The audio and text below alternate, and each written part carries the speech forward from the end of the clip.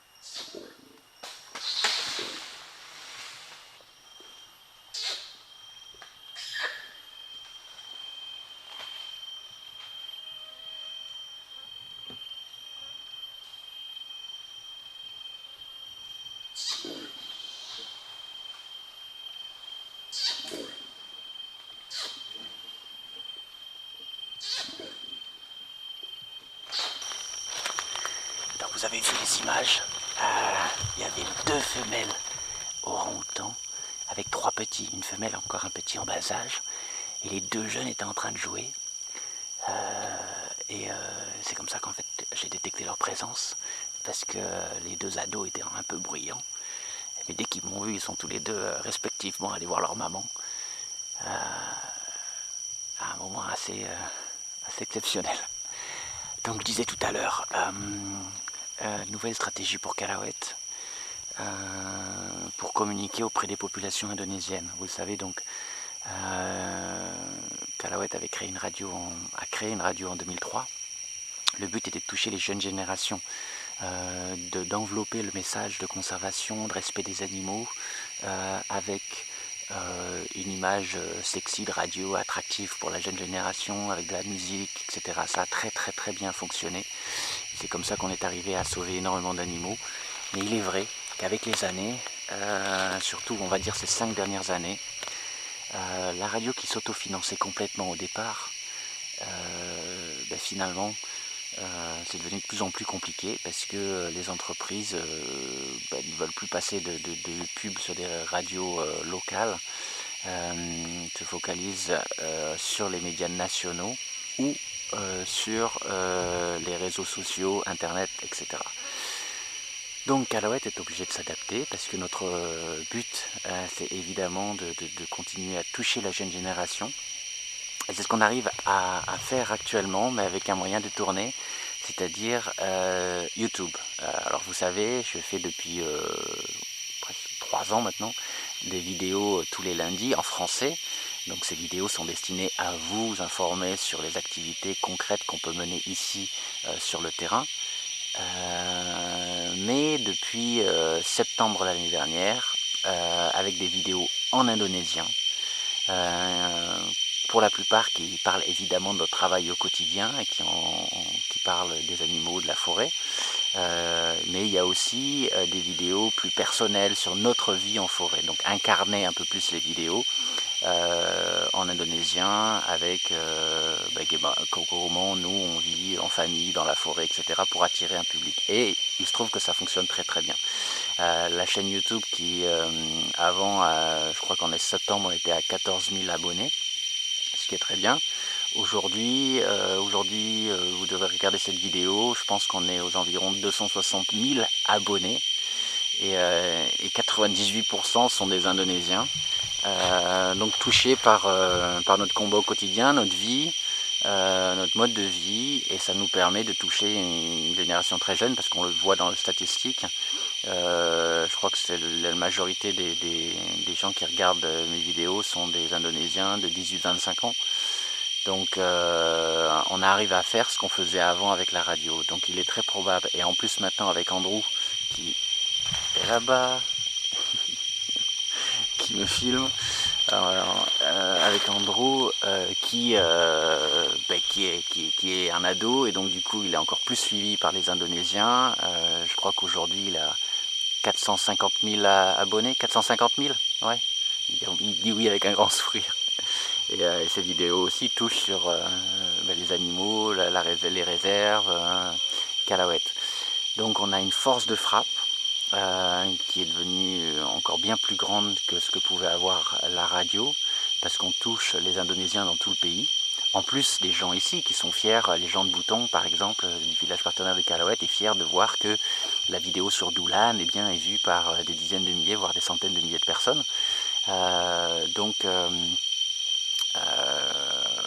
La stratégie de Callawet aujourd'hui, c'est d'aller vraiment dans ce sens-là, continuer à faire ces vidéos, toujours de mon côté évidemment le lundi en français pour vous tenir au courant, même si vous avez vu, vous êtes devenu une petite minorité parmi tous les abonnés. J'espère que du coup ça va exploser aussi un jour en France pour avoir autant d'abonnés aussi français. Mais l'essentiel c'est que vous qui vous soutenez Callawet, eh bien, vous avez un aperçu concret de ce qu'on fait au quotidien, tous ces animaux qu'on protège, et en même temps, avec les vidéos du jeudi en indonésien, eh bien, on peut sensibiliser, informer et prendre avec nous les Indonésiens qui veulent nous aider à sauver la nature. Et depuis que YouTube aussi en Indonésie se développe très bien, on arrive à collecter des fonds en Indonésie avec une plateforme de crowdfunding qui s'appelle kitabisa.com. On a déjà récolté plusieurs dizaines de millions, je vais y arriver, de roupies.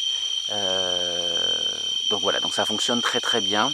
Donc il faut s'attendre avec le temps que on réduise les activités de la radio pour se concentrer sur ce qu'on peut faire actuellement avec des vidéos, produire du contenu qui illustre nos activités en indonésien, que ça soit sur la chaîne de Andrew, de Prada aussi, qui elle parle plus de son jardin, mais c'est toujours dans un contexte de Callawet, de la forêt, dans la forêt. Et donc voilà, c'est un vrai succès. Et si avant, pour terminer, parce que je suis long, si avant on essayait de mélanger le message sur l'environnement avec de la musique sur YouTube, on mélange le message de conservation avec notre style de vie. Parce que les gens sont autant curieux de savoir comment on vit nous dans la forêt, comment on fait pour se débrouiller en forêt, enfin voilà, notre mode de vie. Ils sont autant curieux de notre mode de vie que de comprendre concrètement comment on agit pour sauver la nature, les animaux et cette belle forêt qui est ici. Voilà, vous avez vu des belles images de orang-outans, des gibbons sauvages aussi tout à l'heure. Et j'espère que maintenant vous comprenez un petit peu mieux comment évolue la stratégie de Callawet pour communiquer avec vous, soutien de Callawet, mais aussi avec le public indonésien, parce que c'est indispensable de mener un projet de conservation ici avec le soutien des populations locales, partenaires de Callawet certes, mais aussi au niveau global. Et avoir des centaines de milliers d'abonnés derrière nous, c'est un vrai poids. Voilà, merci beaucoup, on se retrouve lundi prochain. Ciao.